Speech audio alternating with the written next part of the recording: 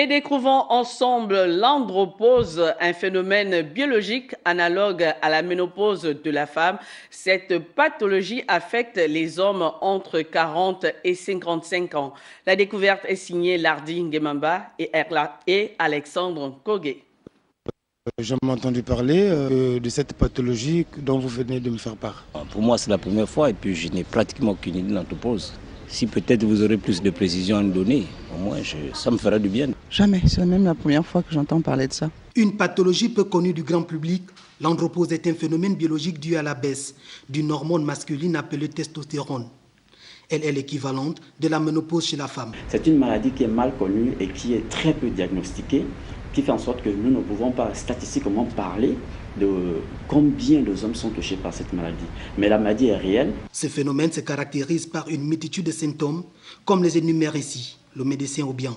Pour savoir que le patient atteint l'andropause, quelques symptômes de l'andropause, nous pouvons dire que nous avons par exemple, vous allez remarquer un homme qui atteint l'andropause ou qui est en train de rentrer dans cette pathologie, il y aura peut-être des changements d'attitude et d'humeur, une fatigue qui va se généraliser, une fatigue, il y aura une perte d'énergie, une perte d'appétit sexuel, et voire même l'érection matinale, vraiment, il sera difficile.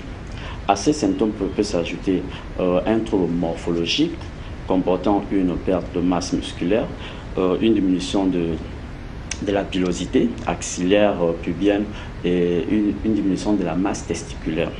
On peut aussi avoir une ostéoporose chez ces personnes atteintes. On peut aussi avoir des signes fonctionnels. On a des signes fonctionnels avec une hypersudation.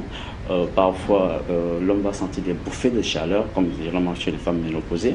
L'andropause survient relativement dans la vie d'un homme à partir de 40 ans. Pour l'heure, aucun moyen de lutte ou de prévention n'est connu.